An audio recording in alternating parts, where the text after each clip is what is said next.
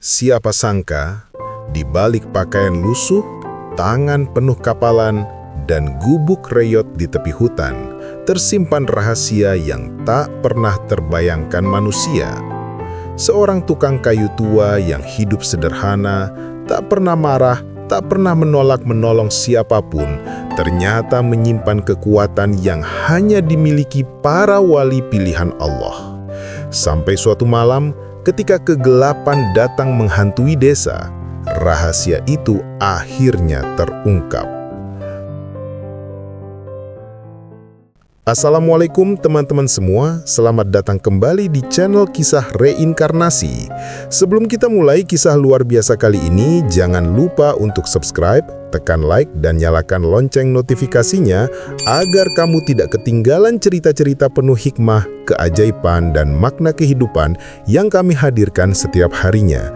Kalau kamu merasa kisah seperti ini selalu menyentuh hati dan membawa ketenangan, tulis di kolom komentar Masya Allah sebagai bentuk rasa kagum dan syukur kita atas kebesaran Allah.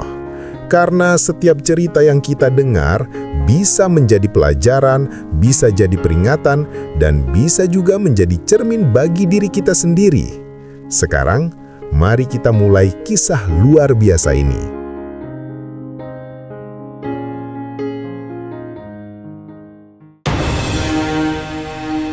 Di sebuah desa kecil di kaki Gunung Lawu, hidup seorang tukang kayu bernama Pak Saman. Setiap pagi, sebelum matahari muncul dari balik bukit, ia sudah memanggul gergaji tua dan beberapa peralatan kayu yang digantung di bahunya. Bajunya lusuh, sarungnya sudah pudar warnanya, namun senyumnya selalu menenangkan siapapun yang melihat. Warga mengenalnya sebagai orang yang paling sabar di desa. Tak pernah sekalipun terdengar ia membentak atau marah meskipun sering diremehkan. Pak Saman, gergajinya udah karatan tuh. Kenapa nggak beli baru aja? Canda seorang pemuda bernama Darto. Pak Saman hanya tertawa kecil. Yang penting masih bisa dipakai, nak. Kalau masih berguna, berarti belum waktunya diganti. Jawabnya lembut sambil tetap menggergaji papan. Setiap kali ada yang menghina, ia hanya menunduk dan tersenyum. Orang-orang sering heran, bagaimana mungkin seseorang bisa sekuat itu menahan hati dari amarah. Namun yang tak mereka tahu, setiap malam ketika semua orang terlelap, Pak Saman duduk di ruang kecil rumahnya. Lampu minyak redup menyorot wajahnya yang penuh kedamaian. Ia berwudu, membentangkan sajadah lusuh, lalu menunaikan sholat tahajud dengan air mata mengalir di pipinya. Dalam sujud panjangnya, bibirnya bergetar melantunkan dzikir yang lembut, namun terasa mengguncang jiwa. Ya Allah, kuatkan hamba dalam kesabaran. Jadikan setiap kayu yang hamba potong menjadi amal, bukan sekedar pekerjaan. Setelah sholat, ia selalu berjalan ke tepi hutan, duduk di bawah pohon besar yang rindang, menatap bintang sambil berzikir lirih. Tak ada yang tahu apa yang ia lakukan di sana. Hanya suara daun bergesekan dan semilir angin malam yang menjadi saksi. Beberapa warga yang kebetulan melewati jalan itu pernah melihatnya duduk sendirian. Orang tua itu aneh, bisik salah satu warga. Ngapain malam-malam di hutan? Jangan-jangan dia punya ilmu gaib, tambah yang lain dengan nada takut. Namun esok harinya, Pak Saman tetap beraktivitas seperti biasa. Menyapu halaman, memperbaiki kursi warga yang rusak tanpa meminta bayaran, bahkan membantu membangun rumah tetangga tanpa imbalan sepeser pun. Ia seakan hidup hanya untuk memberi. Tak ada dendam, tak ada keluh. Tapi di balik ketenangan itu, ada sesuatu yang lebih besar. Sebuah rahasia yang bahkan ia sembunyikan dari seluruh dunia. Rahasia tentang siapa dirinya sebenarnya dan kekuatan apa yang telah lama ia pendam. Hari-hari di desa Kalipawon biasanya damai dan penuh tawa. Namun, suasana itu berubah ketika serangkaian kejadian aneh mulai terjadi. Semuanya bermula pada suatu malam ketika warga mendengar suara seperti derap langkah raksasa dari arah hutan. Suara itu begitu berat, seolah tanah ikut bergetar setiap kali langkah itu terdengar. "Dengar nggak?" bisik seorang ibu sambil memeluk anaknya. "Ah, paling cuma suara hewan," jawab suaminya mencoba menenangkan, meski wajahnya sendiri pucat. Keesokan paginya, warga dikejutkan oleh kabar bahwa tumpukan kayu di gudang Pak Darto hancur seperti diterjang sesuatu. Potongan kayu patah berserakan, dan anehnya, tak ada jejak kaki manusia maupun binatang, hanya bekas arang hitam di lantai tanah. Desa pun geger. "Ini pasti ulah makhluk halus," teriak salah satu warga. "Kalau begini terus, kita semua bisa celaka," sahut yang lain. Malam berikutnya, suara jeritan kambing terdengar dari kandang milik Pak Udin. Saat diperiksa, kambing itu mati tanpa luka, tapi matanya terbuka lebar seolah melihat sesuatu yang menakutkan. Para warga ketakutan, bahkan beberapa memilih tidur di masjid karena takut diganggu. Di tengah kepanikan itu, hanya satu orang yang tetap tenang, Pak Saman. Ia masih bekerja seperti biasa, memahat kursi dengan tenang di bawah pohon jati. "Pak Saman, kok Bapak tenang aja? Nggak takut?" tanya seorang pemuda. Ia tersenyum. "Takut itu wajar, Nak. Tapi jangan biarkan takutmu membuatmu lupa pada Allah." Ucapan itu terdengar sederhana, tapi entah kenapa menenangkan hati siapapun yang mendengarnya. Namun di malam hari, saat semua warga tak berani keluar rumah, Pak Saman berjalan sendirian menuju hutan. Langkahnya pelan tapi pasti. Ia berhenti di bawah pohon besar yang biasa jadi tempatnya berzikir. Di sanalah ia berdoa, dengan suara hampir tak terdengar. "Ya Rob, lindungilah mereka. Jika ujian ini datang karena dosa kami, maka ampuni kami. Tapi jika ini ulah makhluk yang sombong, izinkan hamba menghadapi atas izin-Mu." Angin tiba-tiba berhembus kencang, dedaunan berputar mengelilinginya. Dari kejauhan, tampak bayangan hitam besar berdiri di antara pepohonan. Pak Saman membuka mata, menatap lurus ke arah sosok itu. Matanya berkilat lembut, namun penuh wibawa. "Sudah waktunya rupanya," gumamnya pelan.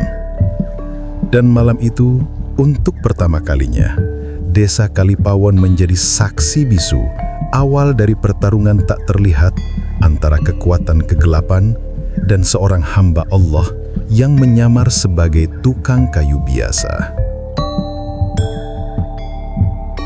Kejadian di desa makin menjadi-jadi. Malam berikutnya, angin kencang datang tiba-tiba, menerbangkan atap rumah-rumah warga. Beberapa pohon tumbang tanpa sebab, dan suara raungan misterius kembali terdengar dari arah hutan. Warga sudah tak bisa tidur. Mereka mulai ketakutan dan putus asa. "Ini sudah di luar akal, Pak Lurah," teriak salah satu warga di balai desa. "Kita harus cari siapa penyebabnya.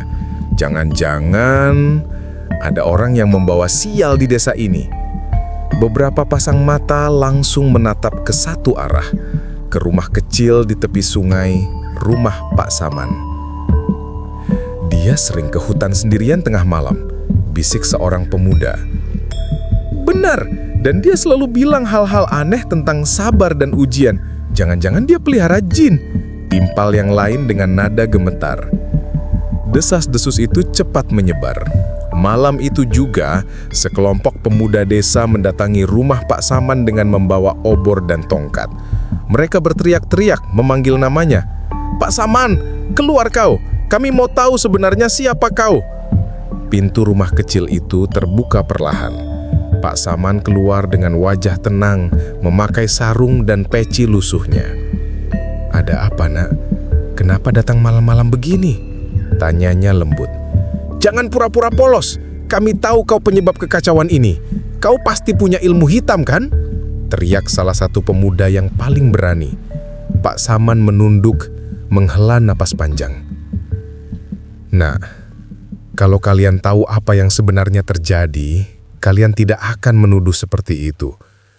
Tapi buktinya, semua kejadian aneh muncul sejak kau tinggal di sini. Suasana makin panas. Seorang pemuda mendorong bahu Pak Saman hingga hampir jatuh. Gubuknya yang rapuh bergoyang, beberapa papan terlepas. Namun anehnya, pria tua itu tetap diam. Tidak ada kemarahan, tidak ada balasan. Ia hanya menatap mereka dengan mata yang entah kenapa membuat jantung berdebar. Kalau memang kalian ingin aku pergi, aku akan pergi. Tapi ingat, bukan aku yang membawa bencana ini. Tiba-tiba angin berhembus kencang dari arah hutan. Api obor berputar liar, sebagian padam, sebagian menyala makin besar. Suara gemuruh terdengar dari tanah, seperti ada sesuatu yang bergerak di bawah bumi. Para pemuda panik, berlari mundur. Sinar putih lembut muncul dari tubuh Pak Saman. Bukan menyilaukan, tapi menenangkan. Tenanglah, bukan aku yang marah, tapi alam yang menolak fitnah, ucapnya pelan. Warga terpaku. Di hadapan mereka, orang tua yang dianggap aneh itu tiba-tiba memancarkan aura yang sulit dijelaskan. Dalam hening malam yang mencekam itu, satu hal menjadi jelas. Pak Saman bukan orang biasa. Malam itu, seluruh warga desa terpaku. Angin berhenti berembus, suara jangkrik lenyap, seolah waktu ikut membeku. Sinar lembut yang memancar dari tubuh Pak Saman membuat suasana berubah hening. Tidak ada rasa takut, hanya getaran halus di dada, seperti menyaksikan sesuatu yang sakral. Pak Saman menatap hutan dengan mata teduhnya. Sudah cukup bersembunyi, ucapnya pelan, tapi suaranya bergema jauh. Dari balik pepohonan muncul bayangan hitam besar dengan mata merah menyala. Tubuhnya seolah terbuat dari asap dan api, bergulung-gulung, mengeluarkan suara mengerikan. Warga menjerit ketakutan. "Itu apa, Pak? Astagfirullah!" teriak seorang ibu sambil menutup wajahnya.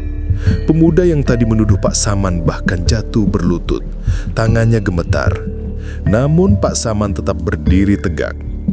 "Engkau telah menebar ketakutan di antara manusia. Tapi ketahuilah, kekuatanmu tak sebanding dengan kekuasaannya," katanya tenang. Makhluk itu meraung marah. Angin kembali berembus kencang, dedaunan berterbangan, dan tanah bergetar. Tapi Pak Saman hanya menutup matanya, lalu berucap dengan suara lembut namun berwibawa. "Bismillahirrahmanirrahim." Sekejap, cahaya putih menyelimuti tubuhnya. Dari bawah kakinya muncul gelombang angin yang memecah kegelapan. Makhluk itu menjerit, tubuhnya seperti meleleh disapu sinar yang suci. Dalam hitungan detik, semuanya hilang, hanya meninggalkan hawa sejuk dan bau harum kayu cendana. Warga masih terpaku, tak ada yang berani bicara. Pak Saman memejamkan mata sejenak, lalu berlutut lemah. Tubuhnya kembali seperti semula. Seorang kakek tua dengan pakaian sederhana dan gergaji tua di tangan. Pemuda yang menuduhnya tadi mendekat dengan air mata menetes. "Pak, ampun, kami salah menilai. Kami tidak tahu siapa Bapak sebenarnya." Pak Saman menempuk pundaknya. "Tidak apa-apa, Nak. Aku pun hanya manusia biasa. Jangan pernah menilai orang dari rupanya. Kadang yang kalian kira lemah justru sedang menahan kekuatan yang tak bisa kalian bayangkan." Ia berdiri perlahan, menatap langit yang mulai terang di ufuk timur. "Semuanya sudah selesai. Tapi ingat, bukan aku yang hebat. Ini semua hanya karena izin Allah." Warga menangis. Ada yang sujud, ada yang menatap dengan kagum dan takut. Sejak malam itu, tak ada lagi suara aneh dari hutan. Desa Kalipawan kembali tenang. Tapi di hati mereka, tumbuh rasa hormat yang dalam terhadap lelaki tua yang selama ini mereka anggap remeh. Mereka baru sadar, tukang kayu itu ternyata seorang wali yang menyamar. Sejak malam itu, suasana desa Kalipawon berubah sepenuhnya. Udara terasa lebih tenang, sungai yang dulu sering meluap kini mengalir jernih, dan suara burung kembali terdengar setiap pagi. Para warga mulai menjalani hari dengan hati yang lebih damai. Namun, satu hal yang tak mereka sangka, Pak Saman menghilang tanpa jejak. Beberapa hari setelah kejadian itu, rumahnya ditemukan kosong. Di meja kecil dekat jendela, hanya tersisa sebuah gergaji tua dan selembar kain lusuh bertuliskan kalimat sederhana. Jangan cari aku, doakan saja agar kalian tetap dijaga olehnya. Warga menangis. Mereka mencari ke hutan, ke sungai, bahkan ke masjid tua tempat Pak Saman biasa sholat malam, tapi tak seorang pun menemukannya. Sejak itu, setiap malam Jumat, dari arah hutan sering terlihat cahaya lembut yang melayang di antara pepohonan. Tak terang, tapi cukup membuat siapapun yang melihatnya merasa damai. Orang-orang percaya itu adalah tanda bahwa Pak Saman masih mendoakan mereka. Darto, pemuda yang dulu paling sering mengejeknya, kini berubah total. Ia menjadi orang pertama yang datang ke masjid setiap subuh.